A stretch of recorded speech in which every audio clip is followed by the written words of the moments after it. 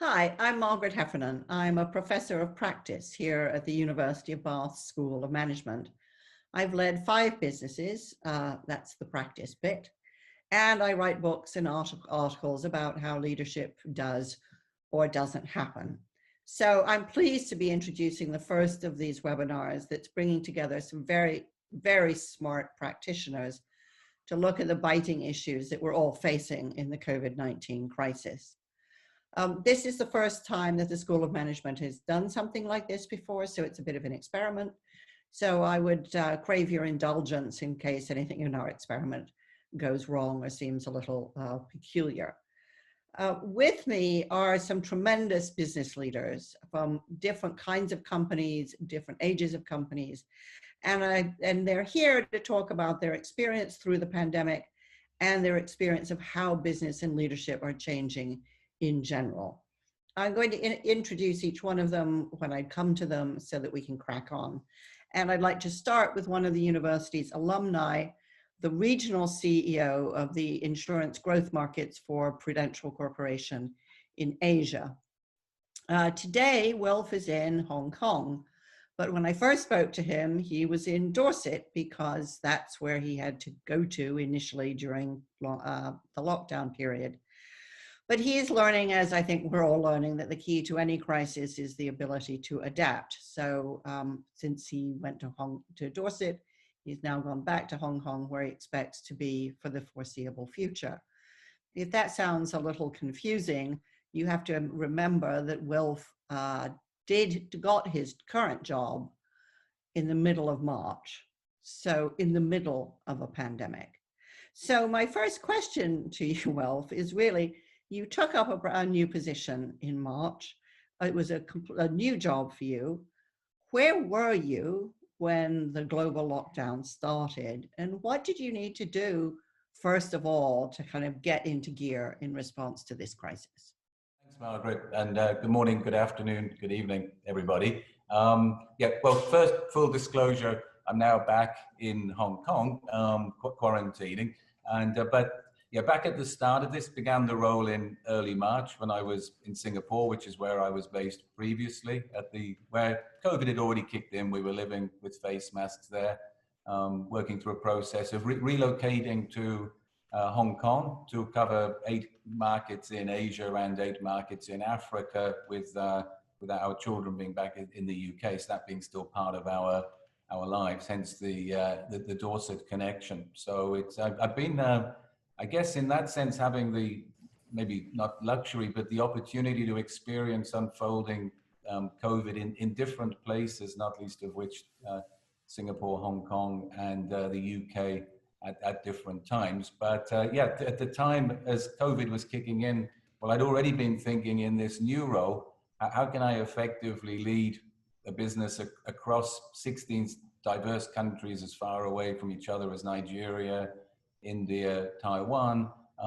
That was already, I was thinking, a challenge, how to cope with all the traveling. But by the end of April, I was thinking, how can I cope without any of the traveling, which is, of course, the world that we're in now. So I've be really happy to share how I've been learning to lead without any of the mechanisms which I was expecting to, which was a lot of face-to-face in the same space, contact with people, many of whom I was going to be getting to know for the first time. So what were the first things you did once you realized that you weren't going to be traveling all over the world? In fact, you were going to start the new job from Dorset. What were your main priorities at that point?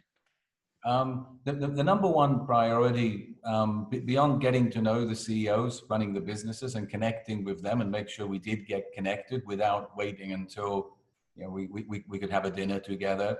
So that getting to know them, getting used to the technology, getting to the point where I can get comfortable with Zoom, and everyone else can be comfortable, and we can have big meetings easily. But again, I suppose the number one thing wasn't really about us. It was we've got lots and lots of people. We got hundreds of thousands of sales agents. We've got tens of thousands of employees. Was really the number one thing was all of us together, just making sure all of our employees in particular were were taken care of. In some cases, their businesses were shutting down at a really fast pace, and so people who'd never worked from home before weren't being given a choice. So helping people to understand that we'd support them with the technology, that we had the empathy, and so getting the staff set up was the number one. Other things followed, but it wasn't. I didn't have a chance to really stop and think, what does this mean for my leadership? Crisis. You're forced to jump straight in, and so that was the number one really priority for us. And then I guess quickly we realized we're all going through this together. All of the businesses going through it together. So one of the things I was able to do in my role was to create a network, a forum, for sharing between our businesses, who are generally fairly federated, independent. They've grown up separately, but here we're going through something for the first time. So there's a wonderful opportunity simply to create platforms for them to be able to talk together. What are they doing in terms of business models? How are they handling regulators? How are they dealing with their staff?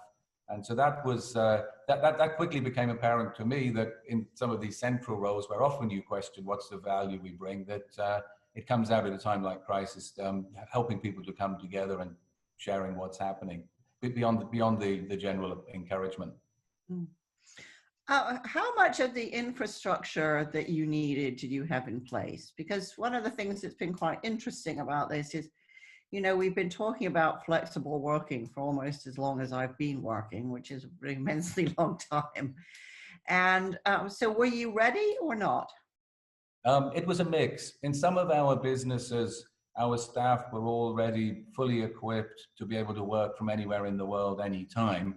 And so for them, it was just reminding them not to come to the office. And in the past, it had always been, we've got nice offices and people would keep coming even if they didn't need to.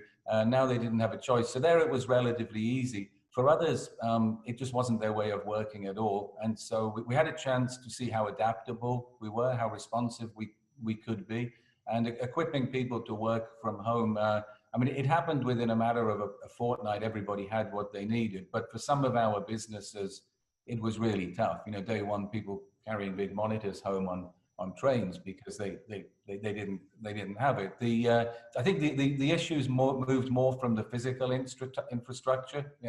A lot of people who understand the technology, that was easy. Giving it to them at home was easy, but helping them to manage their lives in a way that made sense, to deal with the stress, the pressures. For some people it was easy. Other people, they're living in environments with maybe not much space, with competing demands on the space, children to balance. And some people had compartmentalized their lives in a way that made it a big challenge for them to be working from home. So that was where most of the early effort was. And again, given the nature of the work that we do and the nature of our workforce, the part of the world we're in, it's a lot of the people have young families, and they in particular, we're needing some help into how to manage an environment they hadn't been used to at all. Have you seen, given the immense geographical spread of your territory, have you seen any particular kind of cultural differences between those different areas?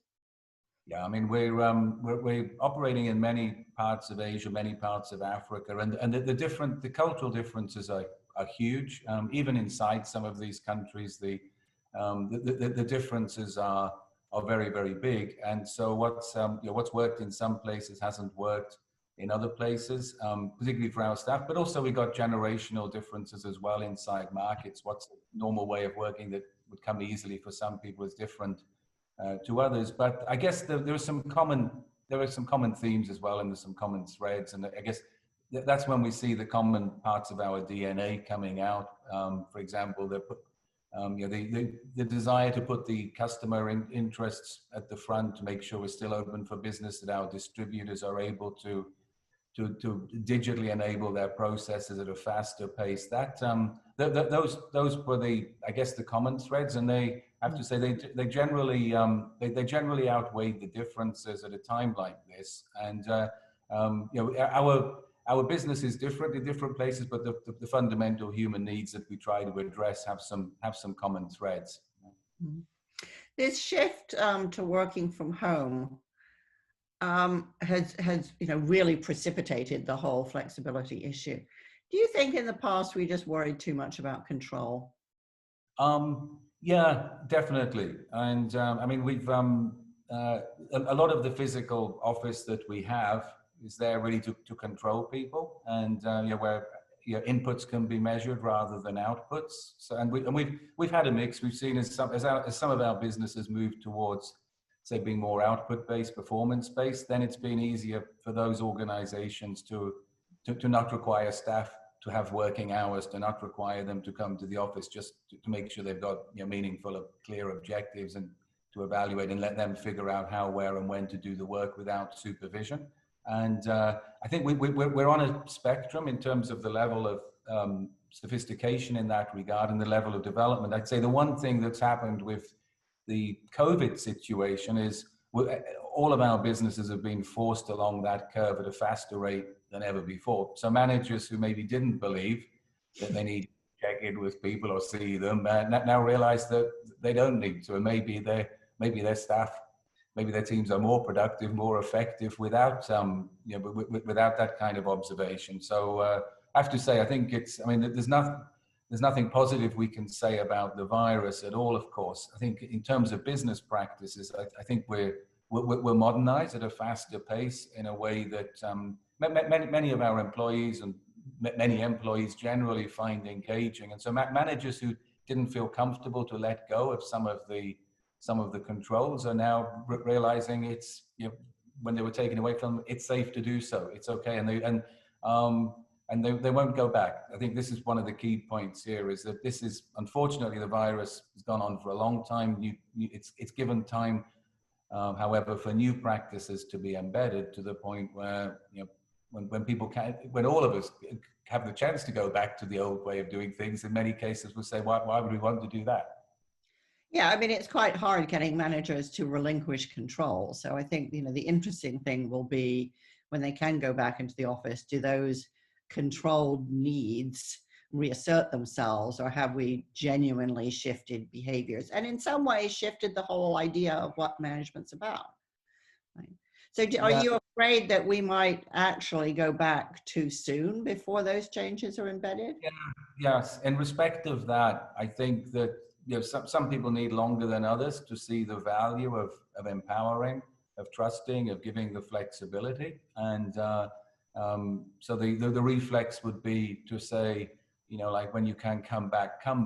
And but we've got one or two places where we work in where we're taking the other approach, which is to say, look, you can come back. It is safe because some markets have opened up and the laws allow it. But we're saying, look, you really don't need to. And in some places, it's like, well, only come back if you've got to, if it's really hard to. So there's still a little bit of encouragement and coercion, but we recognize, for some people, they do like to be in a different kind of workspace, but away from home. But I think it's helping everybody now to think, well, how should we design a workspace if we're going to have one at a faster pace than we did previously? Yeah. And of course, there'll be plenty of avid budget watchers who will think, fantastic, we can take a big chunk of cost out, who may not be particularly alert to actually how social work is and how motivating people are to each other. I think with people maybe spending less time at a desk, there may be more space for common areas to reuse, to repurpose the space for other forms of work. There'll be some organizations saying, well, yes, do we need so much, if people are not going to be here quite so much? And there are other things as well that, of course, we'll all pay more attention to now as well, because people are more conscious of social distancing than previously. So that might, in some cases, mitigate more space. And other things as well that we've been inevitably think more about in the workspace now. For example, the hygiene. How many times a day does everything get clean? So I think there are many aspects to how that are forcing us to rethink maybe a century-old approach to work. And of course, here everything I've said so far really relates to what I call office life. I realize there are other work environments for which what I'm saying is kind of meaningless, and they never had any of these legacy issues to deal with. Yeah, I think, for example, here in the UK, 60% of people cannot work from home. So this perception we have that everyone's going through this is, statistically completely off track. Just one more question.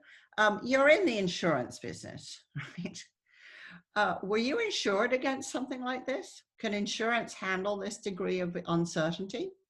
Most of what we do is really helping people with their health and their wellness, either traditionally protecting people in the event that something went wrong, maybe related to their medical situation or their health or their life. Increasingly, our business, as it's become more digitally enabled, more customer-centric, more ecosystem-based, increasingly it's become more about prevention and wellness and so on. And that's something we're seeing taking off at a faster pace. But yeah, insurance companies, they do protect people in the event of ill health. COVID has brought that about. We found in some cases, some of our customers didn't have the right kind of health cover, and in some cases we provided it to them because people need it. And we're seeing more generally, to the extent people weren't protecting their health and feeling indestructible, particularly the younger ones. There's a greater awareness now, not only of the need to provide better protection for themselves, but also to pay attention more to prevention and to postponement of illnesses. And so what we're seeing is ever more interest, particularly from younger people who hadn't really maybe had so many immediate health concerns and risks that they were worrying about every day. They're paying much more attention now. But yeah, that's what we're there for, to help people at times when things go wrong. All right, brilliant. Thanks so much, Wilf. I'm going to move on to Sarah Gillard in a second, but in the meantime, I just want to welcome everyone who's just joined us and to apologize. Apparently, we're having some YouTube issues, but we are going to persevere. So I'm very happy to introduce Sarah Gillard. Sarah Gillard sits on the advisory board of the School of Management. She's been at the John Lewis Partnership for 10 years now, working, as far as I can see, just about everywhere. Across trading, commercial, and people strategy. And it's no secret that over the last 10 years in the UK, retail has been really a bloodbath.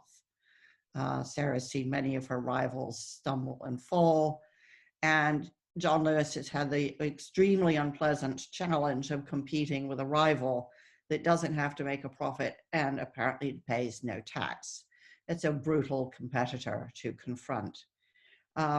Her chairman of long-standing, Charlie Mayfield, stepped down in February 2020 after 13 years, making way for a brand new chair, Sharon White, whose background is in the civil service, not in retail. And that was all before COVID-19 hit. So welcome, Sarah. How would you describe the state of the John Lewis Partnership just before the pandemic struck?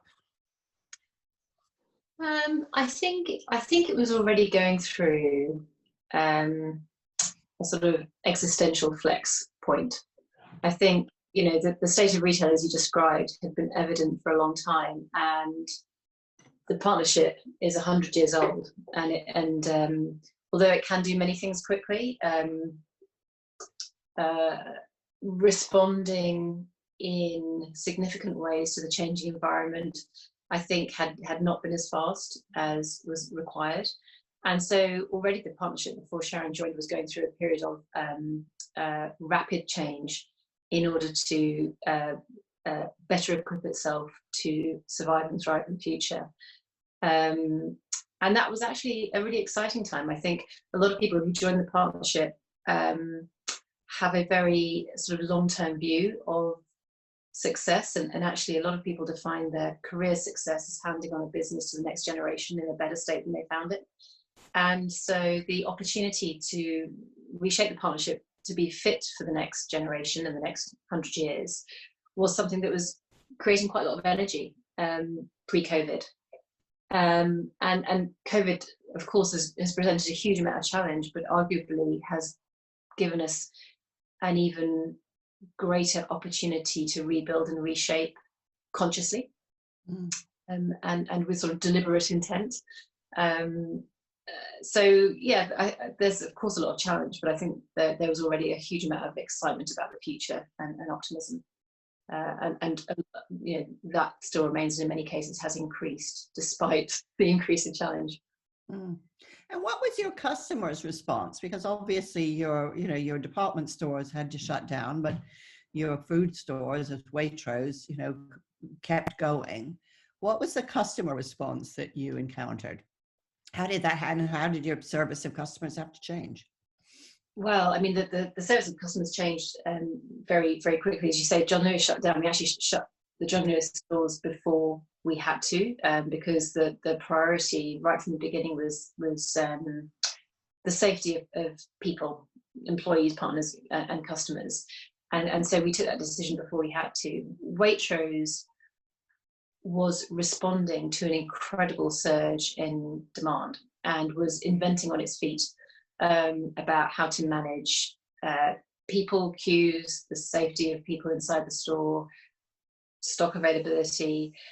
The response from customers was incredible. I mean, I think if any, customer researcher had said, 3 months before the crisis, how would people respond to queuing for an hour in the outside to enter a supermarket and then find that, 40% of the stuff's unavailable? I imagine that, most people would have assumed that customers would be quite cross. In fact, our customer satisfaction scores went up during this time, because I think that the recognition of what was being done to try and support people's needs during this time was extraordinary. And in fact, customers of Waitrose, were coming into the shop saying, "How can I help? Give me an apron. I'll stack shelves. How can I help?" And I think it really brought home to us the role that these shops play in the community and the importance that they have, and the sort of central importance they have in people's lives. And we all, we were sort of aware of it, but the outpouring of support and offers of help and good humour, I think, that was evident in customers was fantastic. Amazing.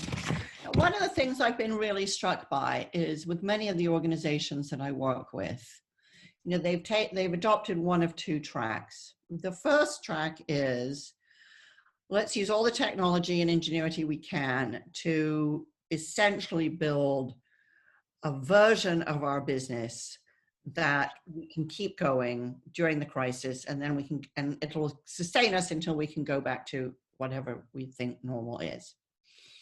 And so it's been very much a focus on, let's maintain the status quo.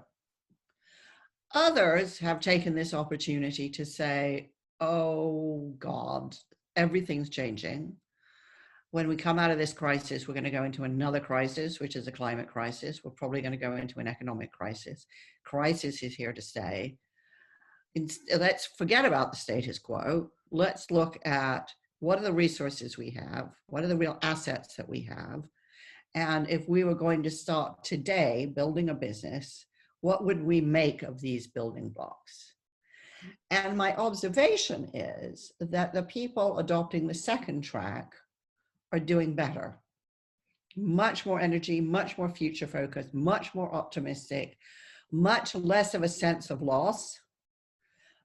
Where would you, along that spectrum, where would you position John Lewis Partnership?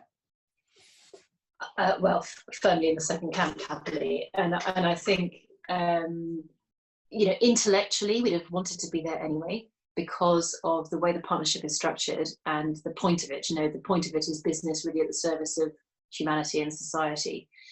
And so, responding to the needs of humanity and society is the point of the partnership. I think what it's allowed us to do is exactly as you say, look at what we have and say, how do we use this to ensure that we are maximizing our potential to help and to put business in sort of service of society. And of course, one of the sort of unique things about the partnership is it's employee owned. So we have 80,000 people who are owners of the business. And that's a huge amount of collective brain power, which if you're able to deploy to the problems at hand and say, what are you seeing? what are you doing about it? What are you learning? How do we share that? How do we make sure that that enormous kind of hive mind of 80,000 brains is being used to help us learn quicker and to keep moving forwards? You know, we knew that intellectually. I think the COVID crisis has really proved the power of that. I think one of the first things that the executive team did was to delegate decision making, which again, we talked about a lot, but it was very difficult to observe that happening in practice. When you're running supermarkets and department stores, you know, it's a very task-based thing. And so it's very easy to get into a kind of top-down, here's how you do it frame of mind. When all of that is sort of broken and each store is working out what does its community need? How do we respond given our own, I don't know, car park situation or ability to form queues or whatever else? You know, it was very clear that delegating decision making to where the information is was the only response. And in fact, one of the first things that our chairman did was to give £1 million directly to the branch managers of Waitrose and said, use this as you see fit to support your community. And that has proved that we have 80,000 brains in the business who are able to use their creativity and imagination and experience and skills to solve problems. And that's a fantastic thing to be reminded of as you say, we go into continued uncertainty, continued crises, knowing that, you know, 8 people at the top of the organization don't have all the answers, and that it takes lots of people seeing lots of things and talking to each other to solve problems. Yeah. And how has your job changed in this period? Is there more, do you have more or less appetite for change? What are your big priorities right now that weren't big priorities before they started? Well, that's a great question. I mean, my job before this was already relatively ambiguous. It was basically to experiment with different areas of industry where the partnership model might be of value. As this crisis has come about, we've launched a big sort of strategic review to understand, you know, how the situation is changing and what might we do right now that's going to help us learn about what we want to do in the future. And part of that is being really clear on what success for our organisation looks like, and I mean beyond kind of the normal standard financial metrics that the companies use to measure the success. And so my job at the moment is to try and bring some clarity and alignment to what success looks like, so that as you know the situation around us changes and decisions being made very quickly and big decisions being made very quickly, everybody's got a clear idea of what it is we're aiming for and what the sort of guardrails are for those decisions. So it's a fascinating time to be doing that, and if not now, then when? I guess now is a good time to know what success looks like. Yeah. And how much has the sort of, I mean, the very fierce competition from Amazon, increasing online competition from, you know, companies like Boohoo, how fundamental is that to your thinking, or is that just part of a bigger picture? I think the awareness of what's going on externally is absolutely critical to our thinking. And I think what it helps do is sharpen the mind as to what game we want to play. And like I said, what success looks like for us. And I think understanding the context in which you're operating and then making conscious choices about the game you want to play, the rules that you're playing by, and what you're trying to achieve is really critical. So, you know, the increased competition, I mean, retail has always been competitive. I think what's happening, or has been happening for the last few years, is that the terms of the game have changed quite considerably. And being able to respond to that in a way that is coherent and consistent with our way of doing business, and you know, a modern and relevant answer to that changing context is forcing us to be more innovative, more creative, more experimental than would have been if those competitors hadn't existed. So. Yeah, it's forcing progress. And I'm thinking, particularly about Boohoo and, if you like, cheap fashion, and thinking about coming out of this crisis and going into the climate crisis, you know, how do you manage that tension between the kind of urgent day-to-day competitiveness, which is low price, discardable fashion, terrible for the planet, fabulous perhaps short-term for sales, and the long-term recognition that that just won't wash? I mean, does this crisis kind of give you air cover to prepare for the next one, or is it just distracting? No, I think it's hugely helpful. I think it goes back to the point I was making about defining what success looks like for us. One of the advantages of being employee owned is that we don't have the short-term pressure of external investors acting as a factor in our decision making. The partners who own the business, all of the 80,000 people who work in the organisation, are not just owners of capital. They are employees, they are citizens of the world, they are consumers, they are parents, they are grandparents. You know, they take a very rounded view of what they want their organisation to be doing in the world. And I think making sure that we hear all of those diverse opinions and ask for their opinions as citizens, as consumers, as owners of capital, as employees, and also hear from all of our other stakeholders, suppliers that we work with, the communities that we operate in, customers now into the future. What do they want from business? It gives a much broader canvas on which to create a future. And we have the ability to spend the time listening and hearing from lots of different people, because our business is owned in a different way, and there are pros and cons to that, but right now I think it's a massive advantage. Yeah, brilliant. Thank you, Sarah. Again, I think we have resolved most of our YouTube problems. If you want to post a question, please do so in the comment box. Wilf and Sarah obviously work for huge businesses. They're very well established, they're very well known, and however pushed they might feel right now, you know, they have massive resources. That is not true for entrepreneurs, who typically make up with energy and determination what they may lack in cash and infrastructure. But it's also really interesting that many outstanding and important businesses are built in downturns. They're begun in a crisis. Microsoft and Method, to name but two. So I'm really delighted that we get to talk today to two entrepreneurs, Ian McCaig and Dan Shellard, who have formed Fit TV, an online workout, health, fitness business. So Dan, first, has the pandemic, I mean, it's a strange thing, but it's a true thing, you know, that a crisis is always good for somebody. Has this crisis been good for you?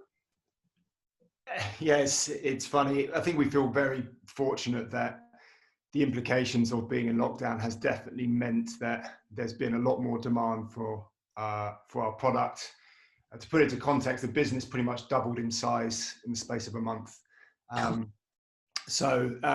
As you can imagine, that's also it's an amazing opportunity for us, but also, you know, the infrastructure we have within the company, it needs to change rapidly in order to deal with the influx of customers, the opportunities that we're presented with. And so the big challenge then becomes, how do you prioritize all this amazing stuff that's put in front of you, to ensure that you stay focused, you stay true to your mission, and don't get distracted by what can be a lot of interesting conversations, but ultimately don't lead anywhere. And I think the other challenge being is we want to future-proof the business and ensure that we can emerge from this as a strong business, not just one that had a big spike in sales for a couple of months and then things die off, and we don't make the necessary changes to consumer behavior that we hope to do long term. So how do you prioritize? I mean, if you have, you know, lots of people wanting to talk to you, lots of people suddenly finding you fascinating that, you know, a few months ago wouldn't even look at you. Yeah. How do you decide which of those princes you want to kiss?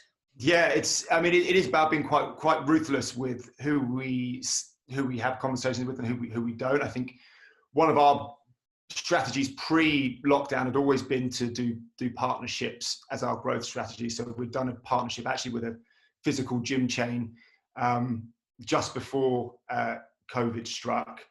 And so as we've had so much inbound from people wanting to do partnerships, it's ultimately down to, does this fit within our strategic priorities? You know, one of our big initiatives is how to get fit onto bigger screens. So we're talking to a lot of media providers, TV providers, and actually turning down some conversations which on the face of it might sound interesting, but ultimately staying quite strict with what our mission is and what our strategic priorities are. It means that, yeah, they sound interesting, but ultimately we can get distracted and not actually progress as much as we could in this time. Yeah, well, it's interesting. You know, Warren Buffett's famous for saying that he wouldn't invest in a company whose founders don't know how to say no. Yeah, and that is, it's so much easier said than done. I mean, we've definitely in this period had way too many conversations that in all, I think going into it, we probably wouldn't have had them beforehand, but just because they're so interesting. But you can end up killing a lot of time with just having these conversations and not leading anywhere. So yeah, it's definitely been a tough thing. We're definitely can't say that we're still amazing at it, but we work on it every single week to try and prioritize. Yeah. So Ian, what about this experience has most surprised you? That's a good question. I think from my perspective, I've never been someone that has been a big kind of work from homer. I've always really believed in, particularly just, you know, with my experience at Google, where there was an amazing, you know, working environment in the office. I mean, they probably were one of the trailblazers of making a place where you actually genuinely couldn't wait to get to work, hiring brilliant, inspiring people, creating an environment that's fun, and you really feel like you're developing. I think. So I've always been quite skeptical of that. And then obviously myself and Dan had a startup prior to Fit, and actually we really believed in having everyone in the office. You know, it's a lot easier when you're building a startup at the beginning, particularly to, you know, get everyone into a room. You know, you're constantly on a daily basis having to make big decisions. I think that's one of the things about a startup is you're almost exhausted at the end of the day just because of how many decisions you've had to make. And it's that kind of roller coaster you're on. And I feel like in an office, you feel like you can do that much more effectively. I think the thing that's probably surprised me the most is how well our team has taken to working from home, and actually how much productivity and focus we've seen from actually getting the team out of the office and actually really focusing on the job at hand. As Dan mentioned, you know, we are in a really fortunate place right now, and our mission, we're a very mission-driven business. You know, we're about making exercise a habit for everybody, and right now this has probably never been more important for people. You know, 1 in 6 people die because of lack of movement. So, you know, there's a real sense of duty and purpose within the business, and actually, what we've found is, you know, providing you've hired the right people when they're working from home and you've given them the right kind of strategy and direction, actually the team can be incredibly effective and incredibly productive. So I've been really surprised personally at how much I've enjoyed actually working from home, having that time to really focus, not get distracted so much about the things you're hearing people talking about in the office. So I think on one side, I think that's been incredible. I think the downside to that is, I think it's quite hard to switch off. I think, you know, as much as I consider someone that can really sort of like, you know, when I'm in work mode, but when I leave work, I can switch off and enjoy, you know, the other things that I love doing in life.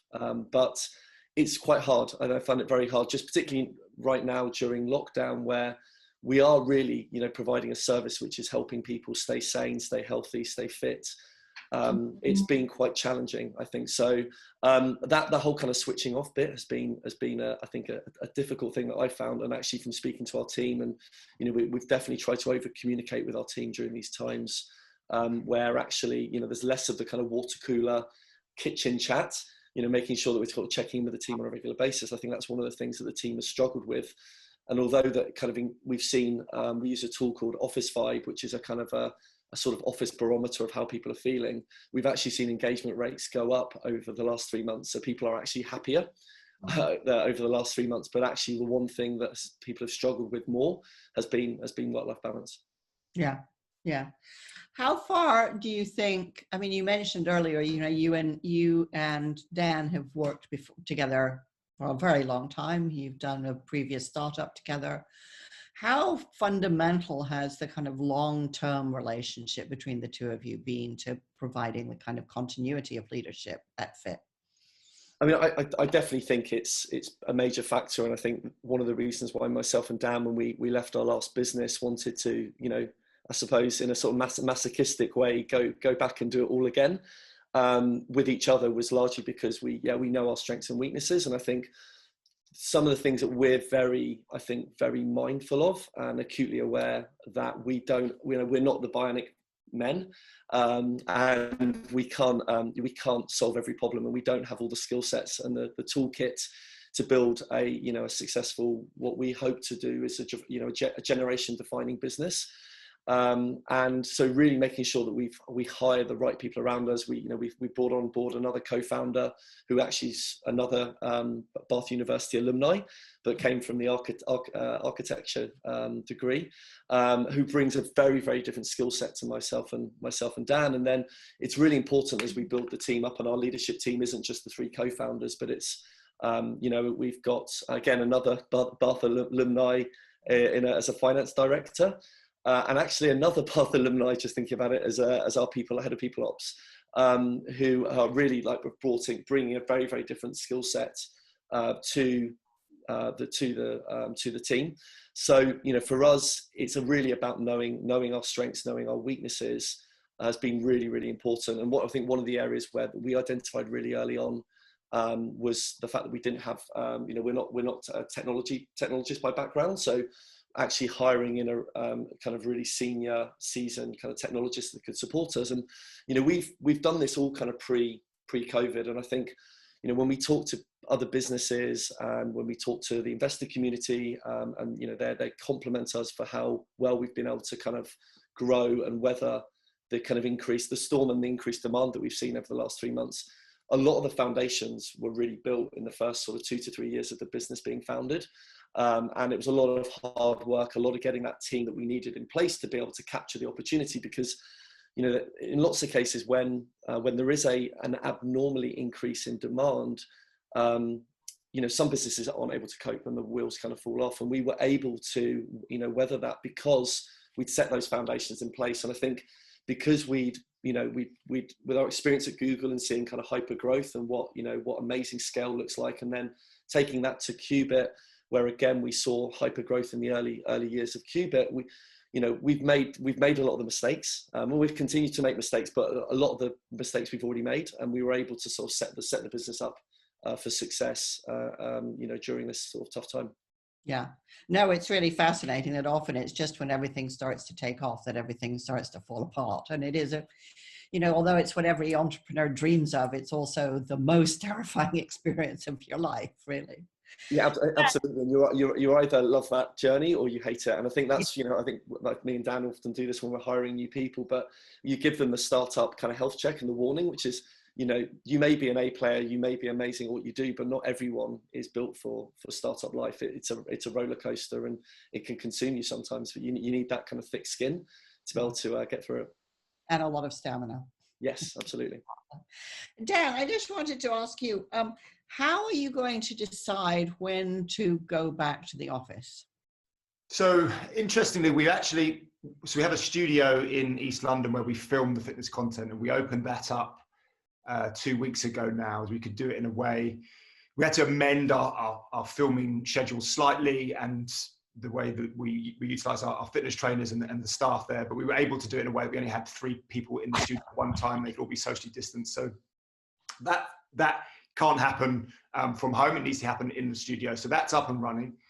And then from the general office perspective, we've kind of put just a marker in the sand for around September time.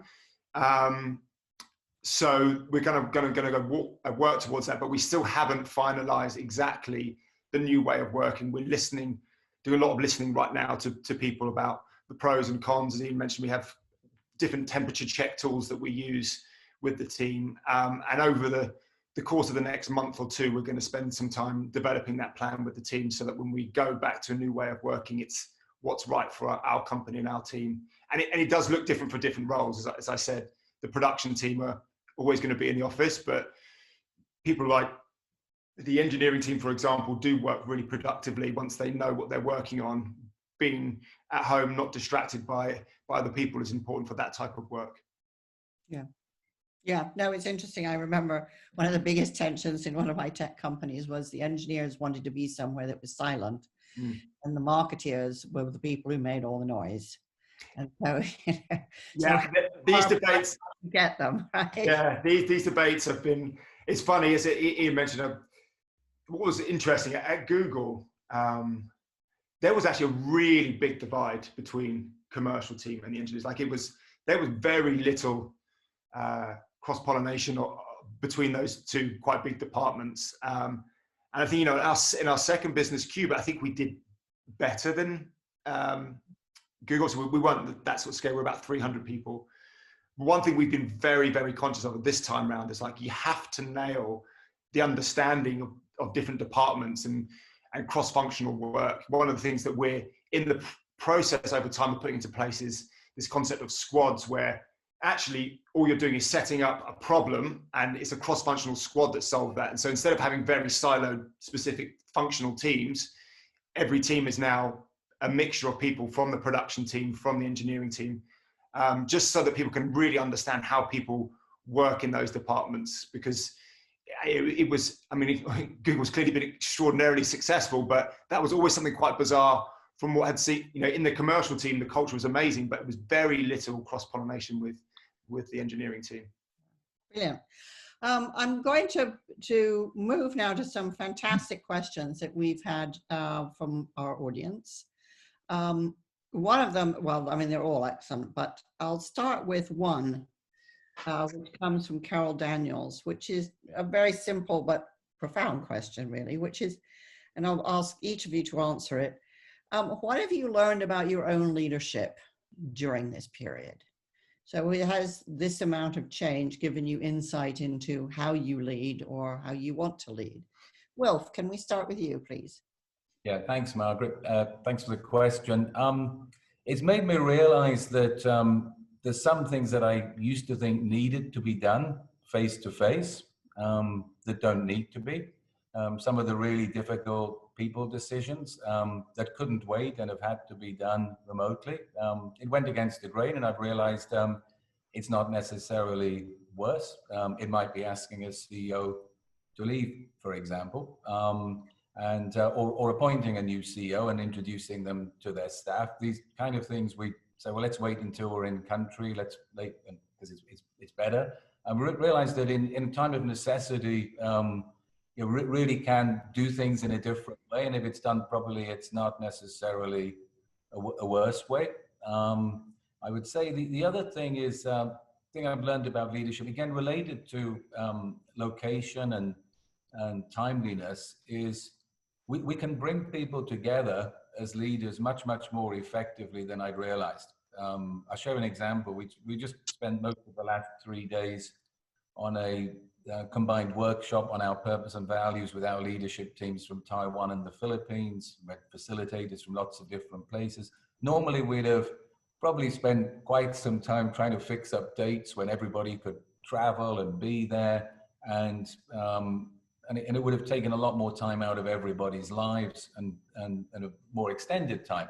And we found that, I found now that these really important sessions that I thought could only ever be done face-to-face can be done so much better. We can work with flip charts and breakout groups and so on, and all be in different places, different time zones, and sometimes get better quality interactions. I mean, the level of intensity when we're looking at a screen and talking to each other, can sometimes be higher. And I guess the other thing I've realized as well is, as a leader, that we can be much, much more respectful of people's time if we're working in a digital way.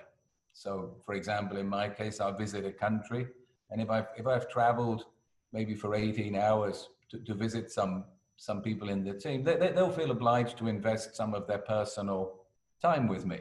Okay, Whereas if I just do a Zoom call and it lasts for 15 minutes, they don't need to give up any evening to entertain me, which is again. So I think I realized is there's a lot more we can do, not just to be more efficient and better environmentally and so on, but we can really we can really help a lot of other people as well if we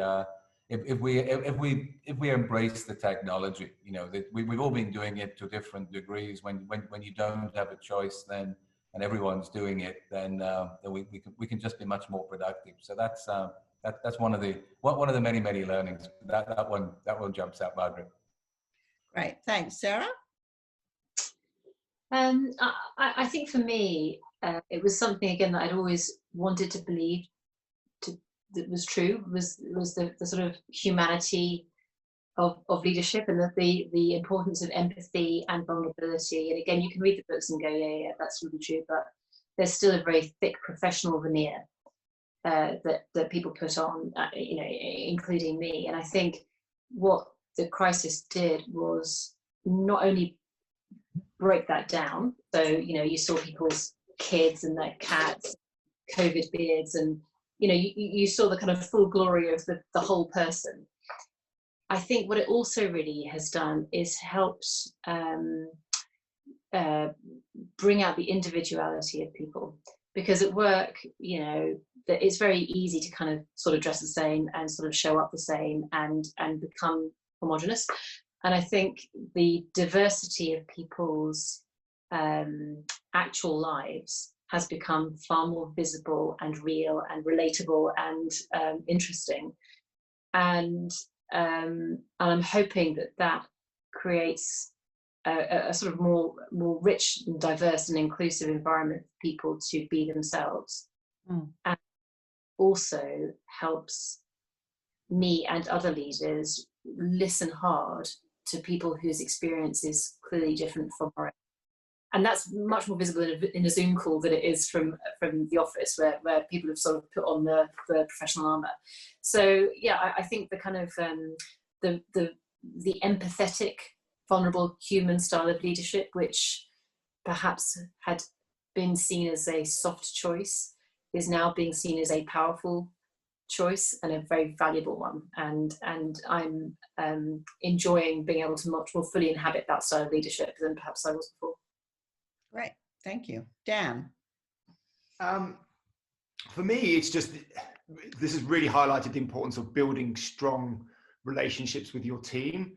It's something that sounds fairly straightforward, and of course you should do that, but the reality from a lot of leaders is that you get busy, and actually that's one of the areas that gets neglected quite a lot. And for me, actually one of the things that I've really missed and has become more prominent in the last few weeks is just that connection with a lot of my team, particularly some team members, which, you know, if I'm not on certain meetings or I haven't spoken to one-to-one in a long time.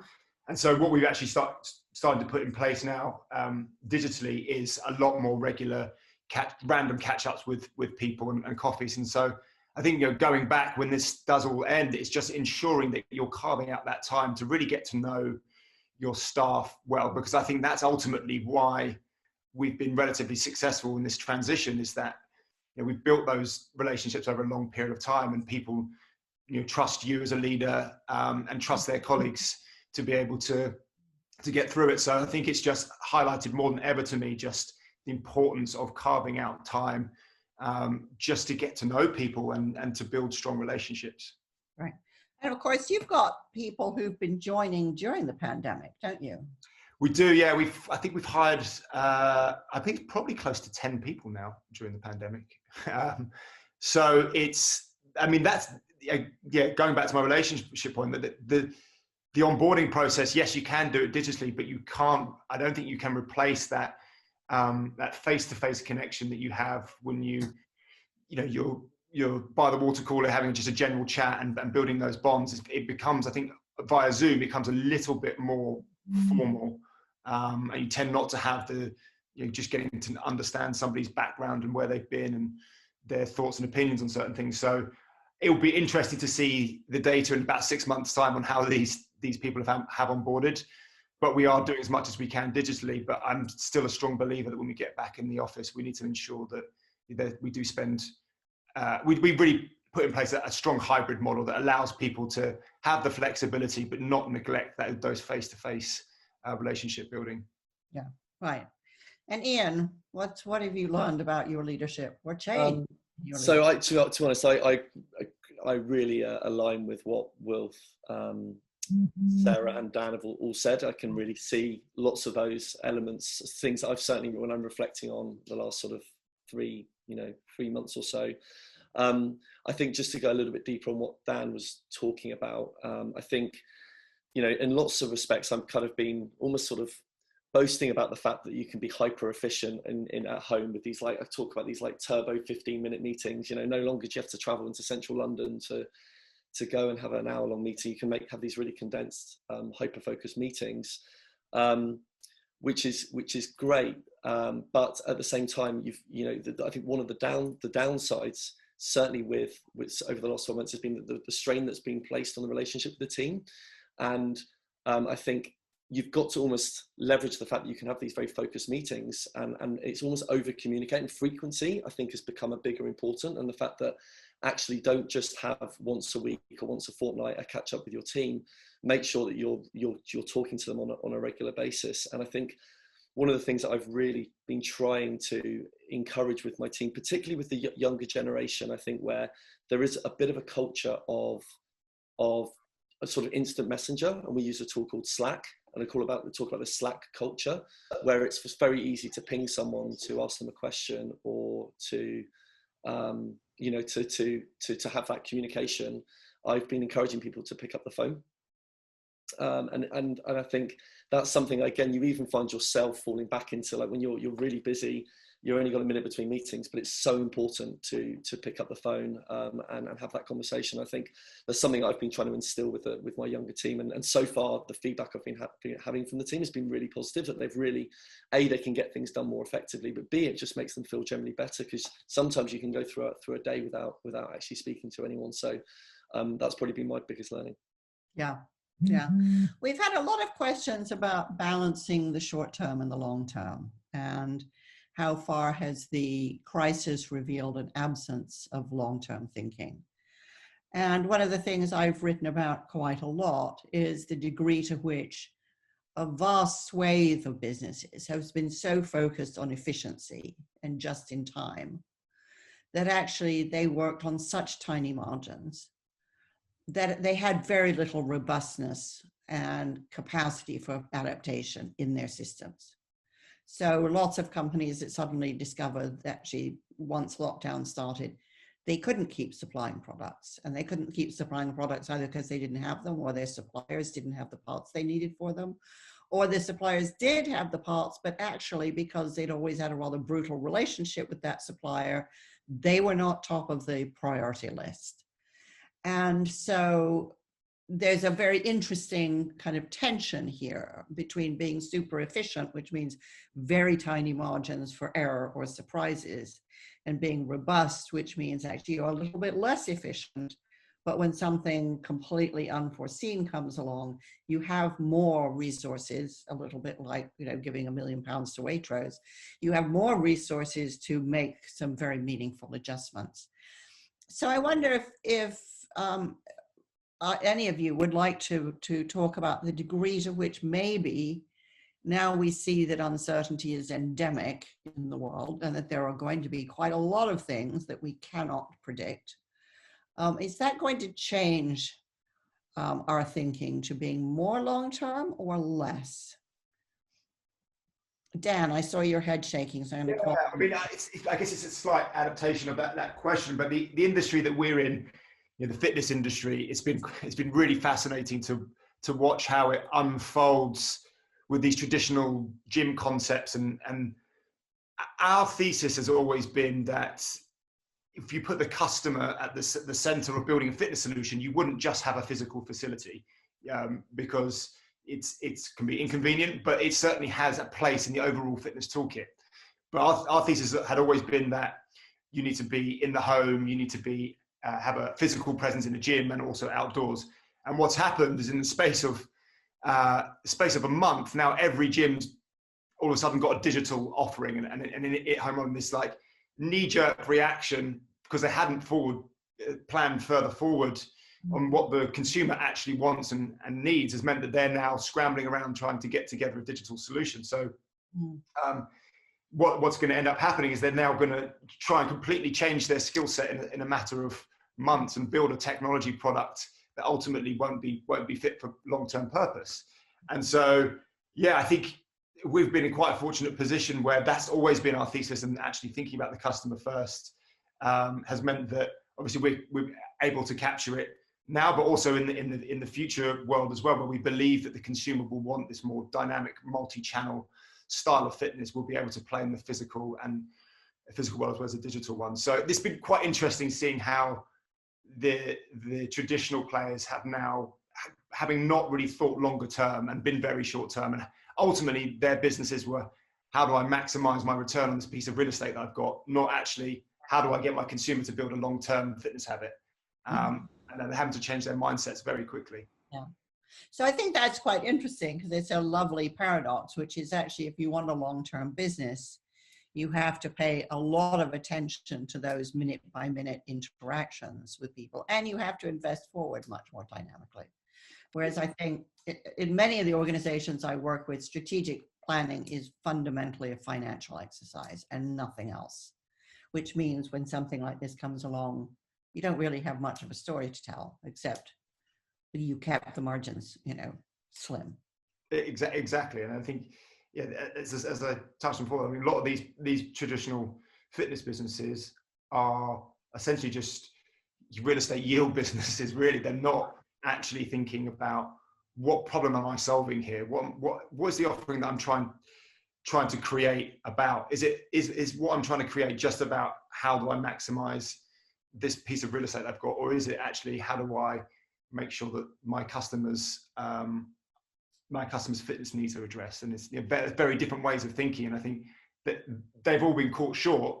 Some haven't. I mean, some of the gyms that we've been speaking to for a while have foreseen this and invested in partnerships so that they can survive. But others, ultimately their business models just aren't going to survive in the new world. Yeah.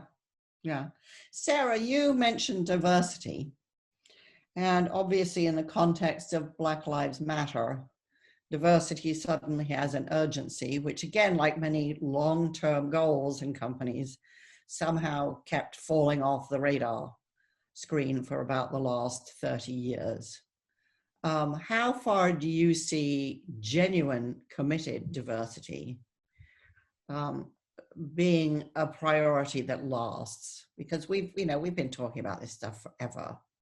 Has the pandemic, has Black Lives Matter made a difference that's going to be a long-term priority, do you think? I think it really has. Of course, I hope it really has. But I see genuinely different conversations internally, much more honest, much more uncomfortable, hearing from people that we don't normally hear from. And it's created a very different environment internally, and I think a much stronger appetite for real change. And I think, to the point you made earlier around efficiency versus kind of robustness, I think what this has done in all sorts of ways is expose the interconnectedness of the system.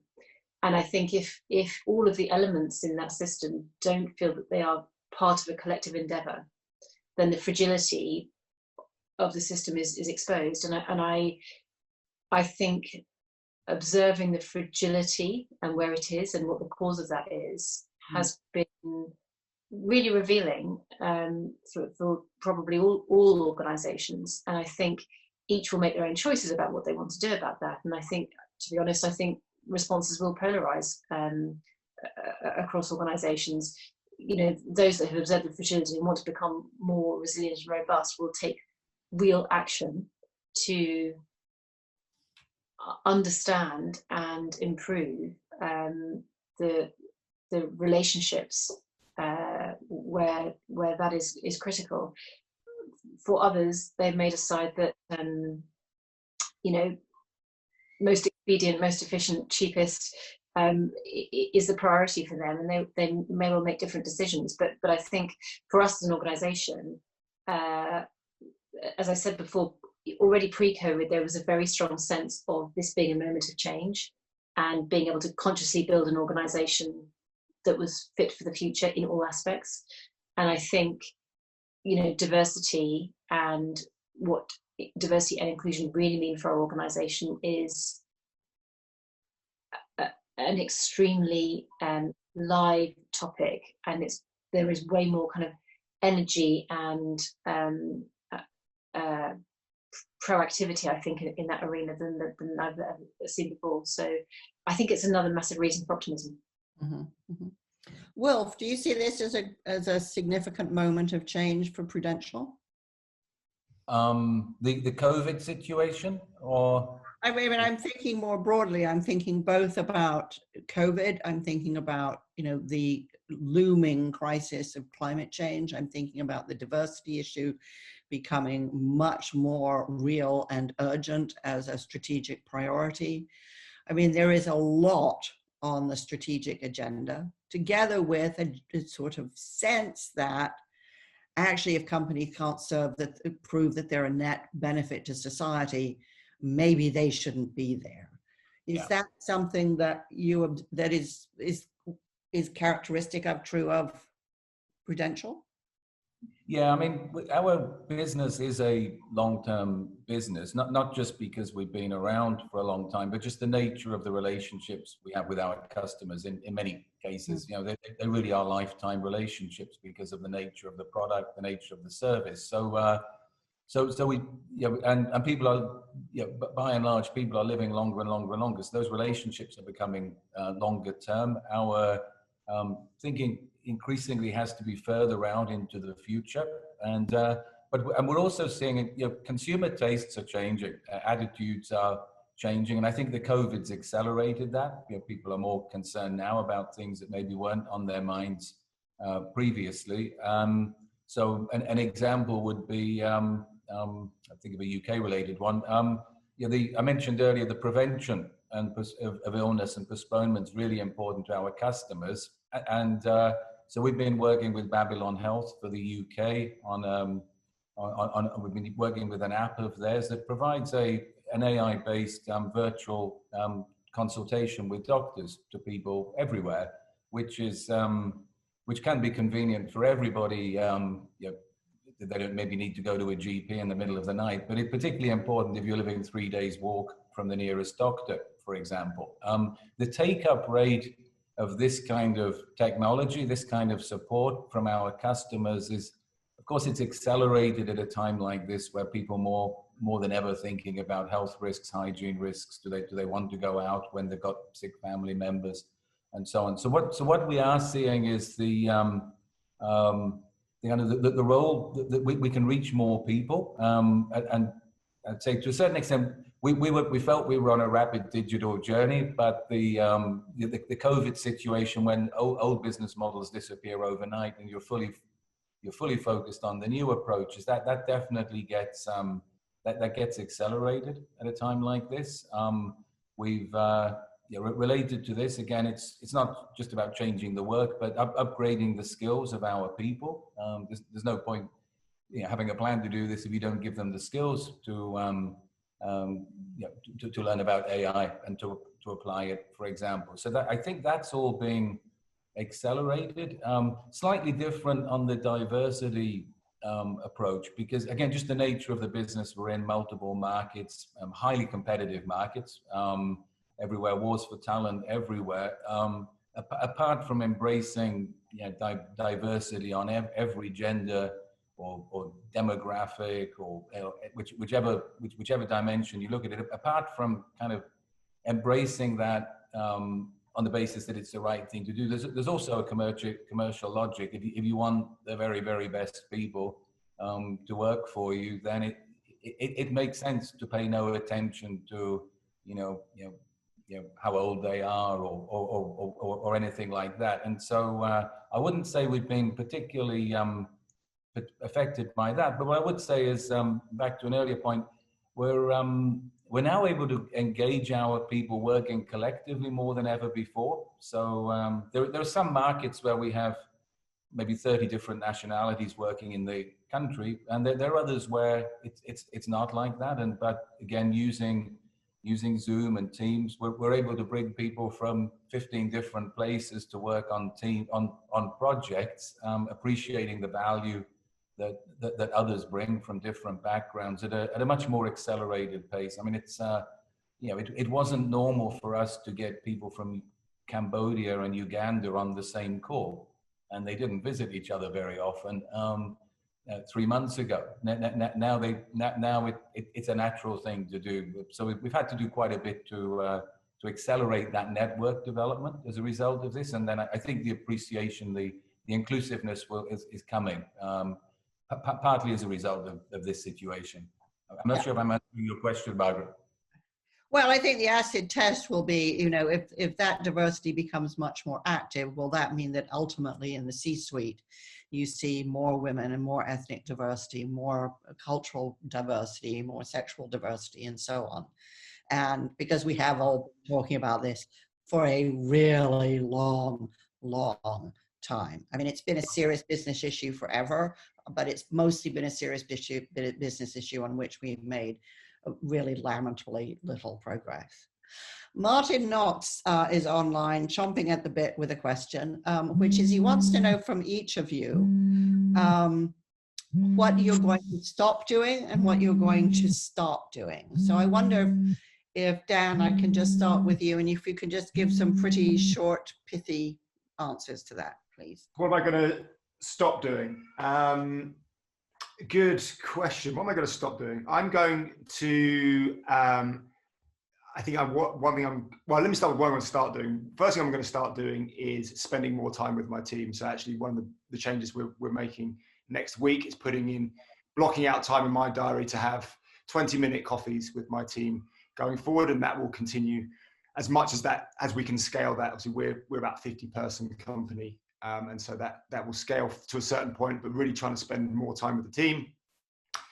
And what am I going to stop doing? I think I was definitely, to Ian's point earlier, I was definitely quite an anti-work from home person. So I think I'm going to stop thinking that way. I think we've definitely been able to see some efficiencies that we can get from working from home. And so really what we'll be working towards is how do we get the balance right of spending time building relationships whilst giving that flexibility of having people work from home. Sarah? Well, I think I will continue to stop doing the commuting because I very much appreciate the additional time that's given me. Although, at some point I do imagine that going back into the office, 1 day a week, 2 days a week, whatever, to continue the social capital building, I think is really critical. I think the thing I'm going to start doing is trying to use the 3 hours a day I've been given more consciously. Previously when I was commuting, I thought, well, gosh, if I wasn't commuting, I'd definitely be learning Mandarin and I'd be super fit. I observed that I haven't yet begun learning Mandarin or necessarily become super fit, but obviously I'm now going to check out Fit TV. Wilf? I'll stop traveling unless it's absolutely necessary. As I referencing earlier, some of it's discretionary, some of it feels obligatory. So I'll have a much higher test now as to whether I physically travel anywhere, whether it's to the local office or whether it's to the other side of the world. That would be the one to stop, and starting similar to Sarah's point. And I think in this world where the lines between work and life can become ever more blurred, and with the extra efficiency and productivity we're getting, there is a risk of filling it all with extra work. And I think as leaders, it's important to be role models in saying, okay, well, let's start doing some other things with that free time as well. And I think if leaders don't do it and don't send a strong message the way Sarah, that you can do other things with the free time, then then other people won't feel comfortable following. Ian? I hate to be toe the line on this one, but I tend to agree with Wilf. I think for me, stop definitely like meetings that don't need a face-to-face meeting. I'm going to stop. The amount of time we're wasting going in and out of London is a real time sap. And actually, you know, back on to Dan's point earlier about hyper focus and making sure, you know, our biggest enemy as a startup is time. So we need to be more focused than ever, and start doing, I think, is taking some time off. I think as founders and as entrepreneurs, you think you're indestructible. You think that you don't need to take time off. But I found after the last sort of 14 weeks that you're starting to feel a little bit worn out. And I think a couple of days off, and actually to Wilf's point, it sends exactly the right message to the team as well, because at the moment the team just, you know, don't want to take time off because they're so passionate about what we're doing. We're so mission driven. But it's about being a role model for the rest of the team. So definitely take some time off. Right. Thinking about leadership, you know, and all the different experiences people are having, and also thinking about the very large number of businesses that will probably collapse due to the pandemic, and the very, very, very large number of people who are already in the process of losing their jobs. You know, this is a very, as upbeat as you all are, this is a very frightening scenario for millions of people around the world. And of course, they are going to look to people like you for positive change. They're going to look for some reason to believe this time business is not going to treat us all as just disposable widgets. This time business isn't going to treat the planet as just disposable. You know, I think, you know, what I hear both from the questions I'm being asked online and from the many people I've talked to is a huge appetite for positive change. So I wonder if you could articulate from your own business's perspective, or from a leadership perspective, what one positive change you think that if I were to go to sleep and wake up 3 years hence, I would say, oh my God, this really is different. Ian. Very good question. I would say that I think the one thing that certainly I've reflected a lot on, and I think from speaking to a lot of other kind of business owners, founders, you know, over the last sort of three months, is I think a greater compassion for our teams that work for us, that are, you know, on the journey with us, that maybe aren't the, you know, the founders and the entrepreneurs, but they're having you know, a challenging time, and really understanding that, right down to the customer, the suppliers even that we work with, and understanding that this is a really difficult time for them. But actually, even to Dan's point about compassion for our competitors as well, you know, there's going to be an incredibly tough you know, 12, 18, 24 months for a lot of the gyms, and we're already looking to start to partner with some of them. But it's going to be a really challenging, you know, next chapter. So yeah, just really having that compassion and feeling that we're all in this together, and trying to solve some of these big problems collectively. Will?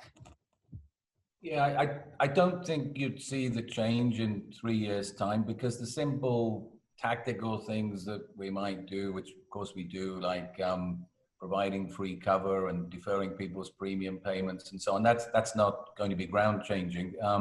I think things that will emerge will be at a time like this, leaders really put to the test, and the word empathy's come up a few times today. I think we'll end up with better quality leaders, because operating in this faster, more virtual world is going to, the more empathetic leaders will survive. And I think that more empathetic leaders not only helps their businesses, but also then the contribution that they'll make to society over the long run. But more specifically, more strategically for us, so much of our business is about virtually enabling people, about helping people to plan their lives, recruiting people, helping them with their careers, training them, helping our customers. And now with all the much accelerated pace at which we're developing and adopting the technology, for example, video assisted consultations as opposed to face-to-face. I think that's going to help people to run their lives, to manage their lives in a more efficient, more organized way, not around what companies, how companies would like to do business, but we all become much more customer centric as a result of this. And then I suppose more specifically for our business, we are in the prevention business. I think there'll be much more teaming up, more creativity, more partnerships along the lines that I was describing earlier with others in the health system, and that's going to be accelerated. But I wouldn't, I wouldn't be able to say 3 years time. There's one thing that, but I think we'll accelerate the path towards having better businesses, making a better contribution to the world. Thank you, Sarah.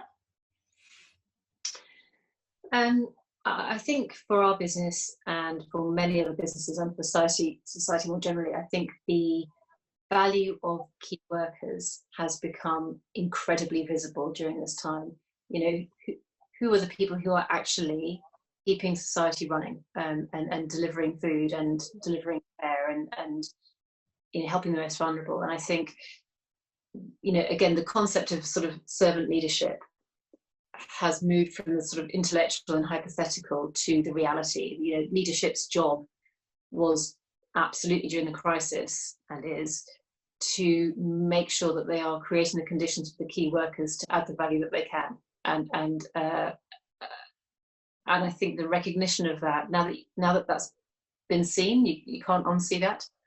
And so I think the treatment of key workers, the pay, the childcare, the health, so much of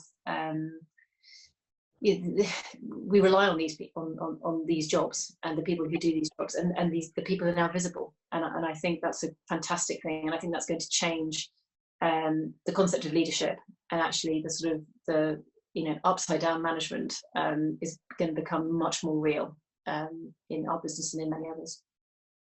Thank you. And Dan? I'm really hopeful that this moment in time is going to ignite in a lot of people the importance of health and fitness and general wellness. I think it's definitely been put more in the spotlight, and then a lot more people are health conscious. I think people like what Joe Wicks has done with PE with Joe, and getting people active, and not just the importance of it from a physical standpoint, but also from a mental standpoint as well. So I'm hoping this moment in time allows people to sample new styles of working out, new styles of fitness, but ultimately, we've still got a really long way to go to solving this problem that Ian mentioned earlier, which is 1 in 6 deaths in the Western world are related to inactivity. So I hope this can be a bit of a trigger point for creativity in the industry to start solving what is a giant problem. Right. Well, that's quite an optimistic note on which to end. The idea of a world where leadership is more empathetic, more compassionate. There's a greater focus on health and diversity. And I think what's quite interesting about those things is there's another kind of looming issue around leadership and business, which is what kind of leadership is legitimate? What kind of company really should have a license to operate? And clearly those kinds of characteristics and capacities are going to make a very big difference in that debate. So we have run out of time. I first of all want to thank everybody, Dan, Sarah, Wilf, and Ian, for a fantastic contribution, and at a time when time is precious, for giving us some of yours and the quality of your thinking. I want to thank the people who have joined us, and to let you know that 2 weeks from today, we're running the second one of these webinars, which is called Careers in a Crisis. Is this a good time for a reset? Can you find or start a new job in the middle of a crisis? Can you start a new company in the middle of a crisis? What are recruiters looking for? Since many people have had time at home to think about the meaning of life, what do you want to do with your life? So that will be 2 weeks from today, kind of same time, same place. If you follow the School of Management social media, you'll get more details for this and for future webinars. But in the meantime, again, thank you very much to all the terrific people who've joined us. Thank you to the audience for fantastic questions. And let's hope you have an empathetic, compassionate, and healthy and diverse rest of the day. Thank you all very much.